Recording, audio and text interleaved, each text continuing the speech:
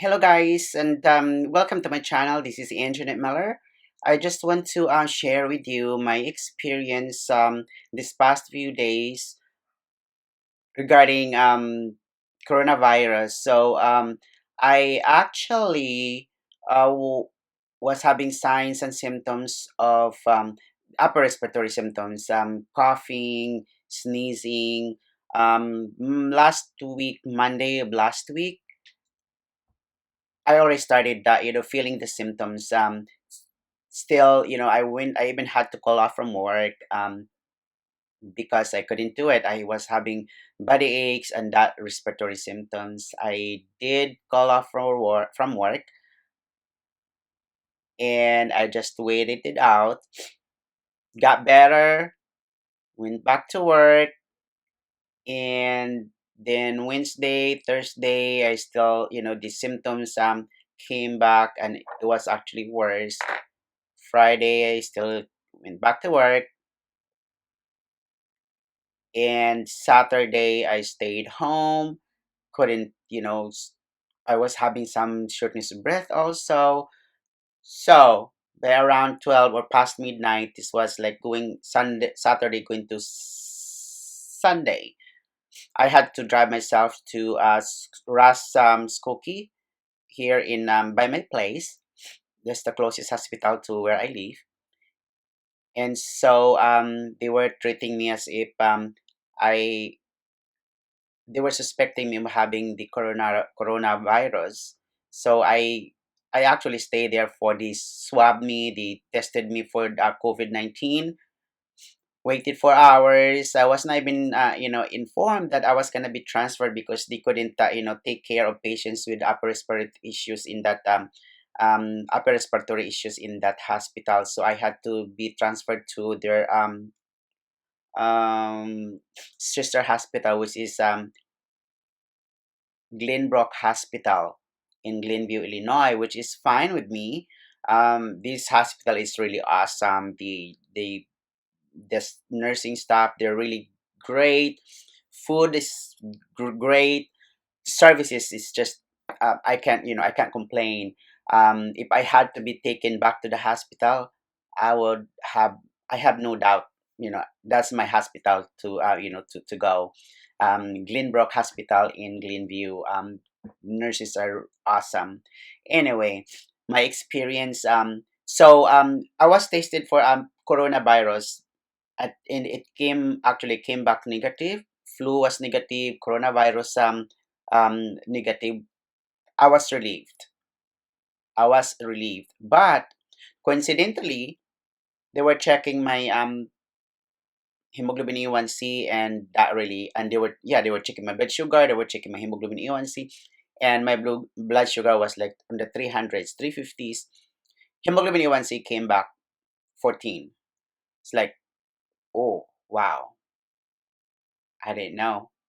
But I know that I have the symptoms. I'm predisposed. Both my parents are diabetics. My mom, who passed years ago, was diabetic, and my dad is also diabetic. And I think one of my siblings also, my brother is diabetic as well. So who knows if my other, two sisters are diabetics as well. Anyway, I was diagnosed diabetic yesterday. Scared? Yes, I was. But what really saddens me is that I'm a nurse. I'm in healthcare profession. I'm a nurse, and yet I'm not able to take care of myself. I just ignored the signs and symptoms. I knew that I have it, but I never, not even once, going to see a doctor for my to check on me. I've been experiencing for years, like going to the washroom, the three P's: polydipsia, polyphagia, and polyuria. I've been experiencing at night when I sleep. I could barely sleep like full night because 6 to 8 times trip to the washroom. Drinking a lot of water.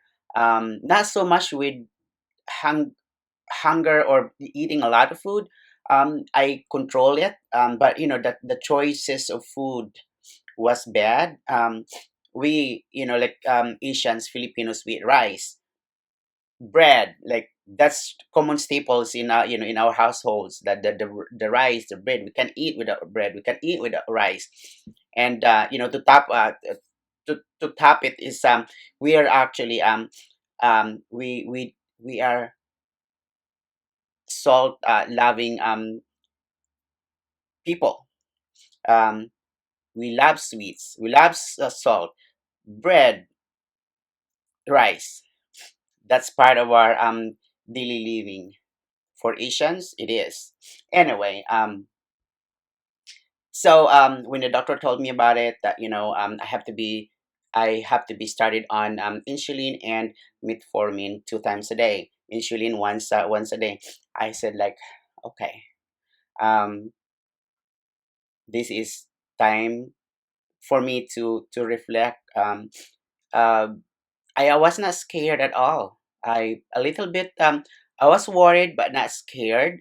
Um I was worried because, my God, with the jobs that I have, how can I, like check your blood sugar 2 times a day, and then keep up with like 2 times a day with your medications and your insulin and all that kind of stuff. What about the side effects?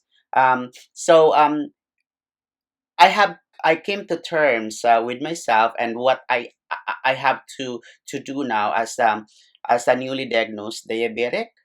Um, well, I have to make sure if I want to stay longer in this world and have all my body parts intact, um, and not suffering from that disease. I think that I have to just make sure that I follow what the doctor is telling me. Yes, I'm a nurse. I know what I'm doing, and I know what should be done, and what the signs and symptoms of diabetes. But I ignored it for the past how many years? I did it to myself. Nobody's going to be blamed but myself. Um, Diabetic neuropathies, those three P's. I ignored it. Now I cannot. I have to, because I wanted to live longer and happier and with all my body parts intact. um, I wanna prove that I can fight this disease.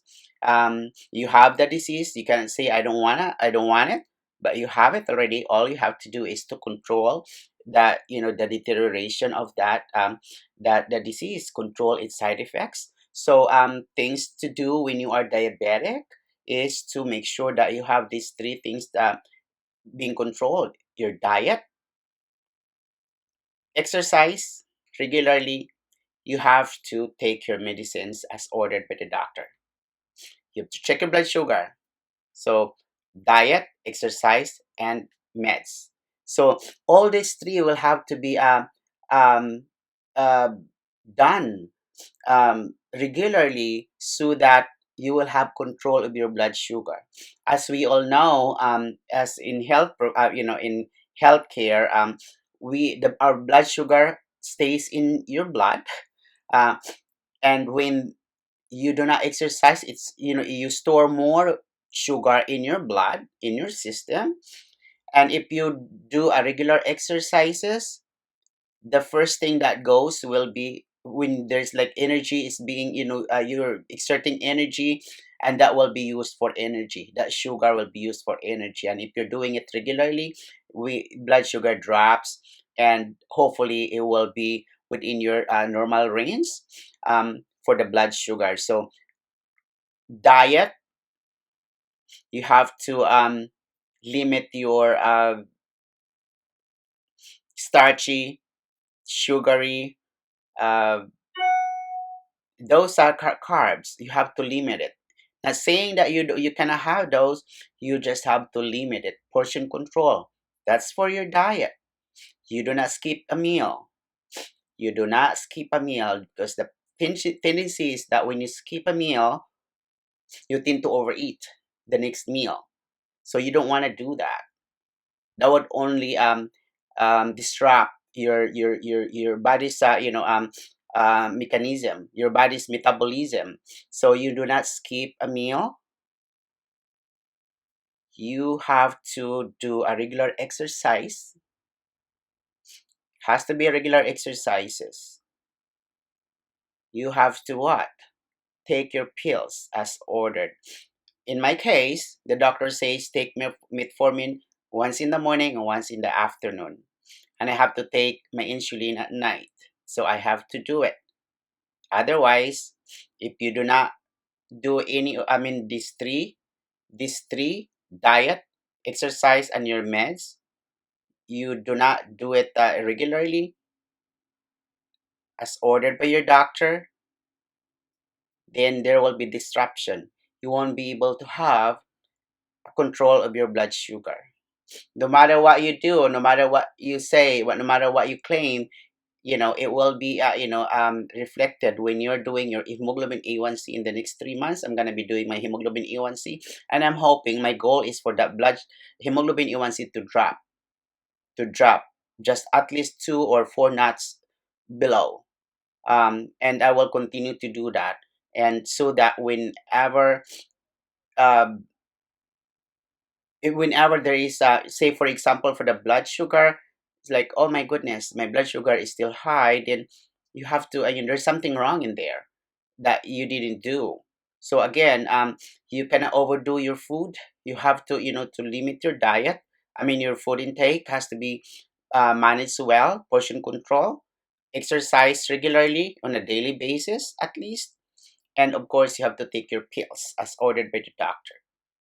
So we, as healthcare professionals, nurses, we're hard hit. We have to wake up. You have to take care of yourself. If you do not take care of yourself, who will? And who's gonna be taking care of those patients that you're, in the hospital or in the nursing home or home health, in that, uh,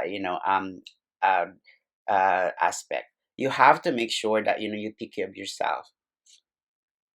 I am hoping to have a better, vision in the next, few months, or maybe in the coming years, when my blood sugar is controlled. Maybe I will have that better vision, because this is actually the effect of my, uncontrolled blood sugar. For how many years? So hopefully, I could still, this could still be, uh,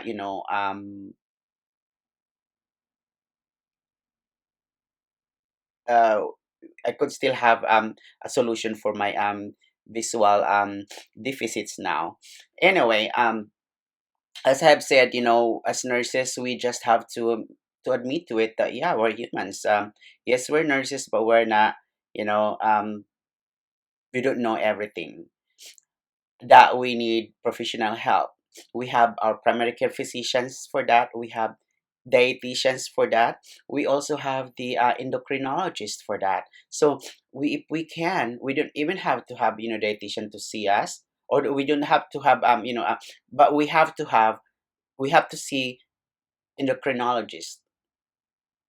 Better if you see a dietitian, and of course you have to see your primary care physician for, on a regular basis. Again, it's important to control your blood sugar, because if you don't, something worse could happen. If you cut yourself, it's not going to heal. Your lower extremity, you cut your lower extremity, it's not going to heal fast. Maybe it will get worse. When your blood sugar is under control, it will heal fast. But if it is not, then chances are, you see, we have a lot of patients with gangrenous feet, diabetic, ulcers. You might be one of them. That's something that we want to avoid by making sure that we check our blood sugar on a regular basis, control your diet, portion control, exercise regularly, and of course, follow your medications as ordered by, follow your medication regimen as ordered by your doctor. And I hope that, I give, you know a good advice for everybody. I know that you might say I know everything, but hey, a little advice is better than no advice. And little help would help you in the long run. If you could please spread the word. Diabetes is not a disease that can be that you will be scared. This is something that you can control, and control is what we do best as healthcare professionals. So right now, I am doing my best to control my numbers. My blood sugar has to be within normal ranges, and all these things that I'm doing right now is for me to have a better quality of life, and also be able to spread the words out there that diabetes is not something that you should be scared. This is something that you know nobody is asking for, that it will just affect you, and there's something that we can do.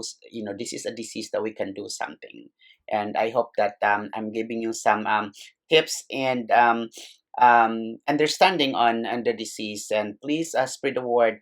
I would like for you to please subscribe down below, so that a lot of people, this video will reach out to a lot of people, and they will also be informed of diabetes disease. Thank you.